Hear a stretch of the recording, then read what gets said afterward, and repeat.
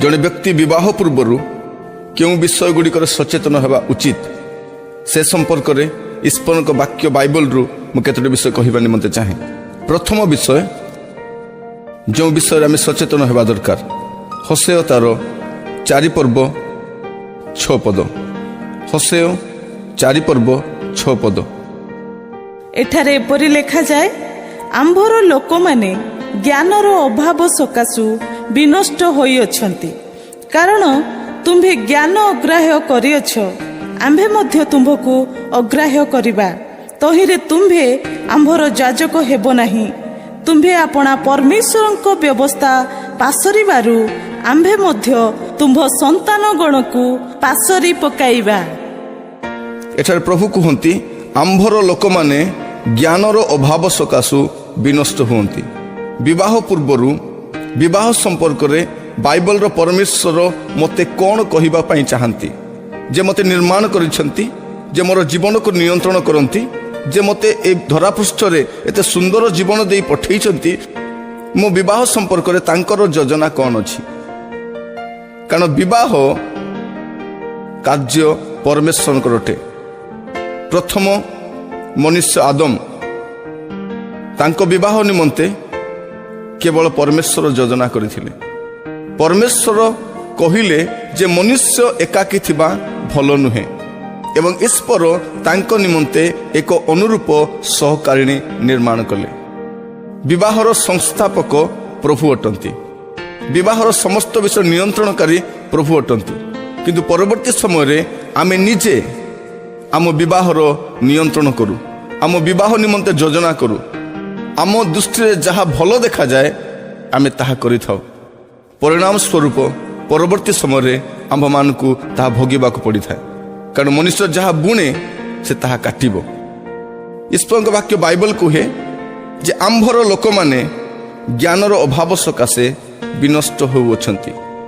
आजिर समय रे देखिबे समस्तंकर सब विषय ज्ञान अछि, विज्ञान संपर्क धारणा अच्छी, इतिहास संपर्क धारणा अच्छी, स्पेस विषय जानती से माने, हेल्थ विषय जानती, राजनीति विषय जानती से माने। आज मनुष्यर समस्त विषय रे कारण ज्ञानर विस्फोरण होगा द्वारा आम समस्त विषय जानी पारुछु, किंतु दुखर कथा सबु विषय रे ज्ञान अच्छी, किंतु ईश्वर विषय रे हमर ज्ञान बहुत कम अच्छी।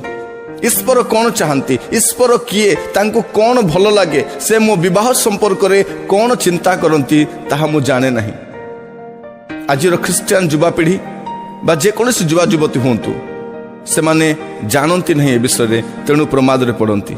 लेक ऑफ बिब्लिकल नॉलेज सबुर ज्ञान अच्छी। आम पिला माने शिक्षा क्षेत्र रे उत्तम नंबर रखी पास करुछंती, परवर्ती समय उत्तम चाकरी करुछंती, उत्तम गृह निर्माण करुछंती, किंतु देखिबे सेमानको विवाह रे विफल होइछंती। जगत रे अनेक सफल व्यक्ति विवाह रे विफल होवार हम देखु। प्रिय माने देश चलैबा सहज अटे। आपण कंपनी चलै परिबे, आपण उड़ाजहाज चलै परिबे, आपण कोनोसी अनुष्ठान को चलै परिबे, किंतु आपनको परिवार को चलै परिबे नै। विवाहर भूल मूल दुआ उपरे जदि आपणकर जीवन को गठन करिबे, ता उपरे आपण जेते बड़ कोठा बनैले मध्य ता भुसुड़ी पड़िबो। ए फाउंडेशन जदि वीक थाए, आपनको विवाहर फाउंडेशन जदि वीक थाए, आपण ता उपरे आपण जेते बड़ सुपर स्ट्रक्चर बनैले मध्य ता रहिबो नहीं, कारण बाली उपरे निर्माण गृह तिष्ठि न पारे। प्रभु आपण मान को सहाय्य करंतु, जो माने विवाह निमंते प्रस्तुत होउचंती, पुनी जो अभिभावक माने निजर पुओ झियर विवाह निमंते मध्य योजना करूचंती, सेमान को मु कहिबा पई चाहे, आपणकर पुओ किंबा आपणर झियर विवाह निमंते प्रभु कौन चाहती, तांकर मुख अन्वेषण करंतु, तांको पचारंतु, प्रभु एहा मो निमंते उत्तम ना नाही, मु कौन करबी। किंतु आमाने ए विवाह निमंते अन्य मानकर परामर्श नै थाउ, किंतु आमे प्रभुकर मुख अन्वेषण करि न थाउ।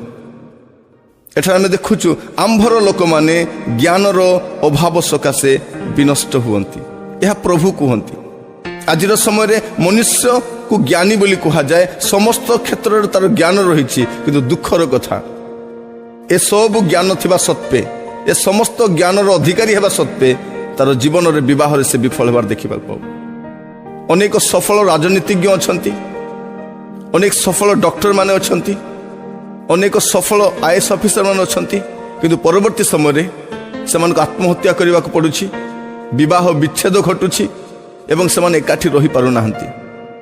ଏସବୁର ପଛରେ କେବଳ ଗୋଟିଏ ମୂଳ କାରଣ ରହିଛି, ତାହା ହେଉଛି ସେମାନଙ୍କର ଭୁଲ ସିଦ୍ଧାନ୍ତ।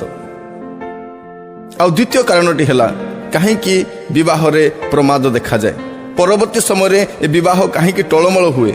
ଦ୍ୱିତୀୟ ବିଷୟ ଆପଣମାନେ ଦେଖିବେ ଗୀତ ସଂହିତା 27 ପର୍ବ 14 ପଦ।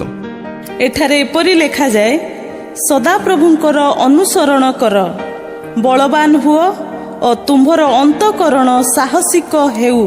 ହଁ, ତୁମ୍ଭେ ସଦାପ୍ରଭୁଙ୍କର ଅନୁସରଣ କର। ଦ୍ୱିତୀୟ ପ୍ରମାଦ, ପ୍ରଭୁଙ୍କ ଉପରେ ନିର୍ଭର ନ ରଖିବା, not waiting upon the Lord. ପ୍ରଭୁଙ୍କର ଅନୁସରଣ ନ କରିବା ଦ୍ୱିତୀୟ ପ୍ରମାଦଟି ଅଟେ। ଅନ୍ଧ ବିବାହର ଦ୍ୱିତୀୟ ଭୁଲ ସିଦ୍ଧାନ୍ତ ହେଲା ଆମେ ପ୍ରଭୁଙ୍କର ଅନୁସରଣ ନ କରିବା, ପ୍ରଭୁଙ୍କର ସମୟ ପର୍ଯ୍ୟନ୍ତ ଅପେକ୍ଷା ନ କରିବା। ପ୍ରଭୁ କ'ଣ ଚାହୁଁଛନ୍ତି ମୋ ବିବାହ ସମ୍ପର୍କରେ, ମୋ ବିବାହ ସମ୍ପର୍କରେ ପ୍ରଭୁଙ୍କର ଅଭିମତ କ'ଣ, ତାହା ନ ଜାଣି ନିଜେ ନିଜ ଇଚ୍ଛାରେ ପଦକ୍ଷେପ ନେବା ଦ୍ୱାରା ପରବର୍ତ୍ତୀ ସମୟରେ ସମସ୍ୟାରେ ପଡ଼ନ୍ତି। ତେଣୁ ଏହାକୁ ମୁଁ ଅନ୍ଧ ବିବାହ ବୋଲି ଏ ପ୍ରସଙ୍ଗର ନାମ ଦେଇଛି। କୁହାଯାଏ love is blind, marriage opens the eye. ପ୍ରେମ ଅନ୍ଧ ଅଟେ, କିନ୍ତୁ ବିବାହ ଚକ୍ଷୁ ଉନ୍ମୁକ୍ତ କରିଥାଏ। ଅନେକ ଏହି ଭୁଲରେ ପଡ଼ନ୍ତି। ପ୍ରେମରେ ଆଉ କିଛି ଦେଖାଯାଏ ନାହିଁ, ସେମାନେ ଆଗ ପଛ ଚିନ୍ତା କରନ୍ତି ନାହିଁ, ଅନ୍ୟର ପରାମର୍ଶ ଲୋଡ଼ନ୍ତି ନାହିଁ। ଯଦି ସେ ସମ୍ପର୍କରେ କେହି କହିଲେ ମଧ୍ୟ ସେମାନେ ଭାବନ୍ତି ସେମାନେ ସେମାନଙ୍କ ଶତ୍ରୁ ବୋଲି, କାରଣ ସେମାନେ ସେହି ସମୟରେ ଅନ୍ଧ ହୋଇଯାଇଥାନ୍ତି। ସେମାନଙ୍କ ଚକ୍ଷୁ ସମ୍ମୁଖରେ ଗୋଟେ ରଙ୍ଗୀନ ଚଷମା ଥାଏ, ସେମାନେ ଯାହା ଦେଖିବା ପାଇଁ ଚାହାନ୍ତି ତାହା ହିଁ ଦେଖାଯାଏ। କିନ୍ତୁ ବିବାହ ପରେ ସେମାନଙ୍କ ଚକ୍ଷୁ ଉନ୍ମୁକ୍ତ ହୁଏ, ଆଉ ସେତେବେଳକୁ ସମୟ ଅଧିକ ହୋଇଯାଇଥାଏ। ସେହି ସମୟରେ ଆଉ କିଛି କରିପାରନ୍ତି ନାହିଁ। ତେଣୁ ଅନେକ ଆତ୍ମହତ୍ୟା କରନ୍ତି, ବିବାହ ବିଚ୍ଛେଦ ଘଟେ ଏବଂ ସେମାନଙ୍କ ପିଲାମାନେ ମଧ୍ୟ ସାରା ଜୀବନ ଦୁଃଖରେ କାଳ କାଟନ୍ତି। ଏ ପ୍ରକାର କି ସେମାନଙ୍କ ସାରା ଜୀବନ ସେ ଗୋଟିଏ ଭୁଲ ସକାଶେ ସେମାନେ ଅନୁତପ୍ତ ହୁଅନ୍ତି। ଏ ପ୍ରକାର କହିବା ପାଇଁ ଚାହେଁ, ସେ ଗୋଟିଏ ଭୁଲ ସିଦ୍ଧାନ୍ତ ମୋ ଜୀବନ ସାରା ମୋତେ ବୋହିବାକୁ ପଡ଼ୁଛି। ପ୍ରିୟ ଯୁବବନ୍ଧୁ, ଆଜି ଆପଣଙ୍କ ସମ୍ପର୍କରେ କ'ଣ? ଆପଣ ପ୍ରଭୁଙ୍କର ସମୟ ପର୍ଯ୍ୟନ୍ତ ଅପେକ୍ଷା କରନ୍ତୁ। ଆପଣ ପ୍ରଭୁଙ୍କର ସମୟ ପର୍ଯ୍ୟନ୍ତ ଅପେକ୍ଷା କରନ୍ତୁ। ପ୍ରଭୁ କ'ଣ ଚାହୁଁଛନ୍ତି? ଯଦିଓ ଆଜି ଆପଣଙ୍କ ବିବାହ ବୟସ ହୋଇନାହିଁ, କିନ୍ତୁ ପରବର୍ତ୍ତୀ ସମୟରେ ଆପଣ ବିବାହ କରିବେ, ମୁଁ ଆପଣଙ୍କୁ ପରାମର୍ଶ ଦେବା ପାଇଁ ଚାହେଁ, ଆପଣ ନିଜ ନିମନ୍ତେ ଗୋଟେ ଉପଯୁକ୍ତ ପାତ୍ର ବା ପାତ୍ରୀ ଅନୁସନ୍ଧାନ କରିବା ପରିବର୍ତ୍ତେ ଆଣ୍ଠୁର ସହିତ ପ୍ରଭୁଙ୍କ ନିକଟ ଅପେକ୍ଷାରେ ରୁହନ୍ତୁ। କୁହନ୍ତୁ, ପ୍ରଭୁ ମୋ ନିମନ୍ତେ କ'ଣ ଉତ୍ତମ, ଆପଣ ତାହା କରନ୍ତୁ। ଆପଣ ଦେଖିବେ ପରମେଶ୍ୱର ଆପଣଙ୍କୁ ଉତ୍ତମ ବିଷୟ ଦେବେ। ଆପଣ ଆଦମଙ୍କ ପରି କହିପାରିବେ, ଏଥର ହେଲା।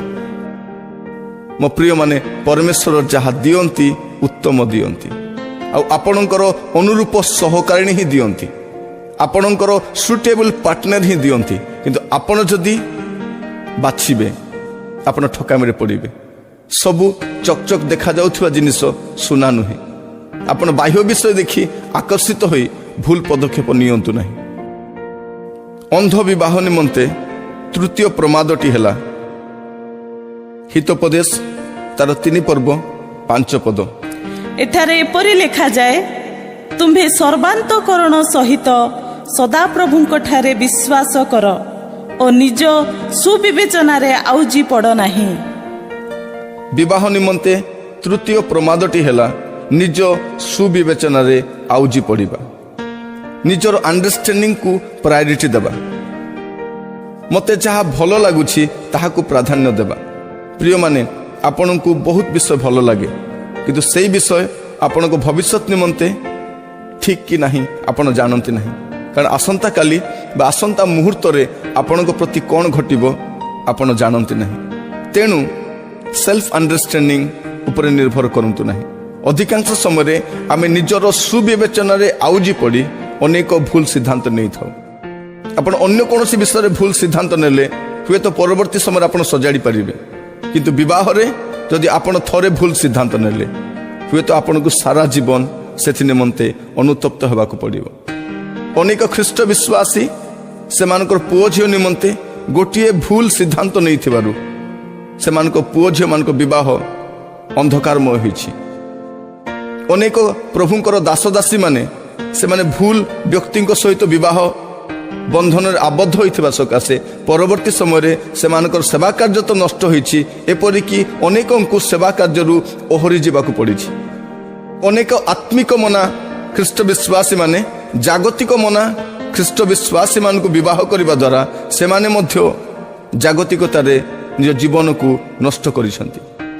ମୁଁ ଆପଣଙ୍କୁ କହିବା ପାଇଁ ଚାହେଁ, ନିଜ ଜ୍ଞାନ ଉପରେ ଆଉଜି ପଡ଼ନ୍ତୁ ନାହିଁ, କାରଣ ଆପଣଙ୍କର ଜ୍ଞାନ ଭବିଷ୍ୟତକୁ ନିୟନ୍ତ୍ରଣ କରେ ନାହିଁ। ଭବିଷ୍ୟତରେ କ'ଣ ହେବ ଆପଣ ଜାଣନ୍ତି ନାହିଁ। ଯେ ଆପଣଙ୍କର ଭବିଷ୍ୟତକୁ ନିୟନ୍ତ୍ରଣ କରନ୍ତି ତାଙ୍କ ଉପରେ ନିର୍ଭର କରନ୍ତୁ। ସାଧାରଣତଃ ଆମେ ବିବାହ ସମୟରେ ଅନେକ ବିଷୟ ଦେଖୁ, ଯେପରିକି A for age, B for beauty, C for colour, D for dowry, E for education, F for finance, H for height, ଏ ପ୍ରକାର ଅନେକ ବିଷୟ A to Z ଆମେ ଦେଖୁ, କିନ୍ତୁ ଆମେ ଦେଖୁନା ସେ ପରିତ୍ରାଣ ପାଇଛି କି ନାହିଁ। ଆମେ ବିବାହ ପୂର୍ବରୁ ବାହାର ବିଷୟ ଗୁଡ଼ାକ ଦେଖୁ, କିନ୍ତୁ ଅନ୍ତଃକରଣ ଦେଖୁନା। ଏପରିକି ବିବାହ ସମୟରେ ମଧ୍ୟ ଆମେ ଯେତେବେଳେ ପାତ୍ର ବା ପାତ୍ରୀଙ୍କୁ ଦେଖିବା ପାଇଁ ଯାଉ, ସେହି ସମୟରେ ଆମେ ତାଙ୍କ ସାର୍ଟିଫିକେଟ୍ ଦେଖିଥାଉ, ତାଙ୍କ କଲର୍କୁ ଦେଖିଥାଉ, ତାଙ୍କର ଫ୍ୟାମିଲି ବ୍ୟାକଗ୍ରାଉଣ୍ଡକୁ ଦେଖିଥାଉ, ତାଙ୍କର କଲଚରକୁ ଦେଖିଥାଉ, ତାଙ୍କର ବିଲ୍ଡିଂକୁ ଦେଖିଥାଉ, ତାଙ୍କ କାର୍କୁ ଦେଖିଥାଉ, ତାଙ୍କ ସୋଫାକୁ ଦେଖିଥାଉ, ତାଙ୍କ ବ୍ୟାଙ୍କ ବାଲାନ୍ସକୁ ଦେଖିଥାଉ, କିନ୍ତୁ ଆମେ ସେ ଝିଅର ଅନ୍ତଃକରଣକୁ ଦେଖିନଥାଉ। ଆମେ କେବେ ବି ପଚାରି ନଥାଉ, ଝିଅରେ ତୁ କେବେ ପରିତ୍ରାଣ ପାଇଛୁ, ପୁଅରେ ତୁମେ କେବେ ପରିତ୍ରାଣ ପାଇଛ, କିଛି ପରିତ୍ରାଣର ଅନୁଭୂତି ବିଷୟରେ କୁହ। ତୁମେ କେବେ ବାପ୍ତିସ୍ମ ନେଇଛ, ତୁମେ ନିୟମିତ ବାଇବଲ ପଢ଼ କି, ତୁମେ କେଉଁ ଚର୍ଚ୍ଚର ସହଭାଗୀ, ଆପଣ ଏ ବିଷୟରେ କେ ପଚାରନ୍ତି? ଆମେ ଏଗୁଡ଼ାକ ଆବଶ୍ୟକ ମନେ କରୁନା। ମୁଁ ତ ପରାମର୍ଶ ଦିଏ, ଖ୍ରୀଷ୍ଟିଆନ ପୁଅ ଝିଅମାନେ ମଧ୍ୟ ଖ୍ରୀଷ୍ଟିଆନ ପୁଅ ଝିଅମାନଙ୍କୁ ବିବାହ କରିବା ନିମନ୍ତେ ମୁଁ ମନା କରେ। ଯଦି ସେମାନେ ପରିତ୍ରାଣ ପାଇନାହାନ୍ତି, ତାହେଲେ ସେ ଖ୍ରୀଷ୍ଟିଆନ ପୁଅ କିମ୍ବା ଝିଅ ହେଲେ ମଧ୍ୟ ପରିତ୍ରାଣ ପାଇନଥିବା ଅଣଖ୍ରୀଷ୍ଟିଆନମାନଙ୍କ ସହିତ ସମାନ।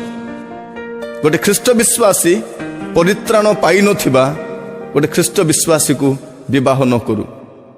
ପ୍ରଭୁଙ୍କ ସେବା କାର୍ଯ୍ୟ ନିମନ୍ତେ ସମର୍ପିତ ପୁଅ ଝିଅମାନେ ପ୍ରଭୁଙ୍କ ସେବା କାର୍ଯ୍ୟ ନିମନ୍ତେ ସମର୍ପିତ ହୋଇନଥିବା କୌଣସି ଖ୍ରୀଷ୍ଟ ବିଶ୍ୱାସୀକୁ ବିବାହ କରନ୍ତୁ ନାହିଁ। ନଚେତ୍ ଆପଣଙ୍କୁ ସେବା କାର୍ଯ୍ୟରୁ ପରବର୍ତ୍ତୀ ସମୟରେ ଓହରି ଯିବାକୁ ପଡ଼ିବ, ଅଥବା ଆପଣଙ୍କର ସେବା କାର୍ଯ୍ୟ ନିମନ୍ତେ ଆପଣଙ୍କୁ ସର୍ବଦା କଷ୍ଟର ସମ୍ମୁଖୀନ ହେବାକୁ ପଡ଼ିବ। ତେଣୁ ଆପଣଙ୍କର ସୁବିବେଚନାରେ ଆଉଜି ପଡ଼ନ୍ତୁ ନାହିଁ। ଏହା ଆପଣଙ୍କର ବିବାହ ନିମନ୍ତେ ପ୍ରମାଦ ଅଟେ। ଅଧିକାଂଶ ସମୟରେ ଆମେ ଏହାକୁ ଗୁପ୍ତରେ କରିବା ପାଇଁ ଚାହୁଁ। ପୁଅ ଝିଅମାନେ ଗୁପ୍ତରେ ପ୍ରେମ କରନ୍ତି, ଗୁପ୍ତରେ ସମ୍ପର୍କ ଗଠନ କରନ୍ତି, ଗୁପ୍ତରେ ସେମାନେ ଗୋଟେ ସିଦ୍ଧାନ୍ତ ନିଅନ୍ତି ଏବଂ ପରବର୍ତ୍ତୀ ସମୟରେ ପିତାମାତାଙ୍କୁ ବା ମଣ୍ଡଳୀ ସମ୍ମୁଖରେ ତାହା ଆଣି ରଖନ୍ତି। ଯେତେବେଳକୁ ସବୁ ବିଳମ୍ବ ହୋଇଯାଇଥାଏ, ସେମାନେ ଯେତେବେଳେ ଏହା ବାହାରକୁ ଆଣନ୍ତି, ସେହି ସମୟରେ ସମସ୍ତ ବିଷୟ କଳୁଷିତ ହୋଇଯାଇଥାଏ, ଏପରିକି ସେମାନେ ସେଠୁ ବାହାରି ମଧ୍ୟ ଆସିପାରନ୍ତି ନାହିଁ।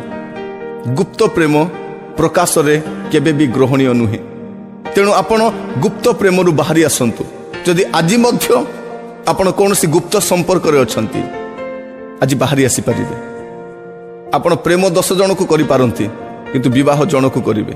ଏପରିକି ବାଇବଲ ବିବାହ ପୂର୍ବରୁ ପ୍ରେମକୁ ଉତ୍ସାହିତ କରେ ନାହିଁ, ପ୍ରେମକୁ ଅନୁମୋଦନ ଦିଏ ନାହିଁ। ଆପଣ କାହିଁକି ଆପଣଙ୍କ ସାକ୍ଷ୍ୟକୁ ନଷ୍ଟ କରିବେ? ଆପଣଙ୍କର ଚରିତ୍ରକୁ କାହିଁକି ଆପଣ ଦାଗ ନେଇକି ଆଗକୁ ଯିବେ? ଯଦି ଆପଣଙ୍କର ଭବିଷ୍ୟତ ପିଢ଼ିକୁ, ଆପଣଙ୍କର ସେବା କାର୍ଯ୍ୟକୁ, ଆପଣଙ୍କର ମଣ୍ଡଳୀକୁ ଆପଣ ମର୍ଯ୍ୟାଦାର ସ୍ଥାନରେ ରଖିବା ପାଇଁ ଚାହାନ୍ତି, ତାହେଲେ ଗୁପ୍ତ ପ୍ରେମରୁ ବାହାରି ଆସନ୍ତୁ। ଏପରିକି ଖ୍ରୀଷ୍ଟିଆନ ପୁଅ ଝିଅମାନେ ସେମାନେ ମଧ୍ୟ ଗୁପ୍ତ ପ୍ରେମରୁ ବାହାରି ଆସନ୍ତୁ।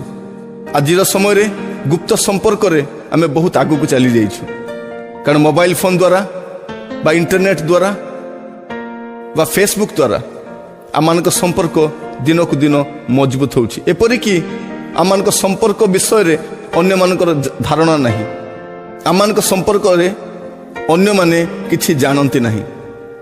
ତାର ମୂଳ କାରଣ କ'ଣ? ଆମେ ସମସ୍ତ ବିଷୟ ଗୁପ୍ତରେ କରିବା ପାଇଁ ଚାହୁଁ। ପ୍ରିୟମାନେ, ଆପଣ ପ୍ରଭୁଙ୍କ ଠାରୁ ଗୁପ୍ତରେ କିଛି କାର୍ଯ୍ୟ କରିପାରିବେ ନାହିଁ। ଆପଣଙ୍କ ବିଷୟରେ ସେ ସବୁ ଜାଣନ୍ତି, କେବଳ ତାଙ୍କର ମୁଖ ଅନ୍ୱେଷଣ କରନ୍ତୁ, ଆପଣ ଯାହା କରୁଛନ୍ତି ତା ଠିକ୍ ନା ଭୁଲ ଥରେ ତାଙ୍କର ପରାମର୍ଶ ଲୋଡ଼ନ୍ତୁ। ଆପଣ ଠିକ୍ ରାସ୍ତାରେ ଆସିଯିବେ। ନଚେତ୍ ଆପଣ ଶିକ୍ଷା କ୍ଷେତ୍ରରେ କୃତିତ୍ୱ ଅର୍ଜନ କରିଥିବେ, ଚାକିରି କ୍ଷେତ୍ରରେ ଆପଣ ହୁଏତ ପ୍ରତିଷ୍ଠିତ ହୋଇଥିବେ, ପରବର୍ତ୍ତୀ ସମୟରେ ହୁଏତ ଆପଣମାନଙ୍କର କୌଣସି ବିଷୟର ଅଭାବ ନଥିବ, କିନ୍ତୁ ବିବାହ ସମ୍ପର୍କରେ এই ଗୋଟିଏ ଭୁଲ ନିଷ୍ପତ୍ତି ଆପଣଙ୍କ ସାରା ଜୀବନ ଆପଣଙ୍କୁ କାନ୍ଦି କାନ୍ଦି କାଟିବାକୁ ପଡ଼ିବ। ଆପଣଙ୍କର ଜୀବନକୁ କାନ୍ଦି କାନ୍ଦି ବୁଡ଼େଇ ଦେବା ପୂର୍ବରୁ ବର୍ତ୍ତମାନ ଆପଣ ପ୍ରଭୁଙ୍କର ମୁଖ ଅନ୍ୱେଷଣ କରନ୍ତୁ।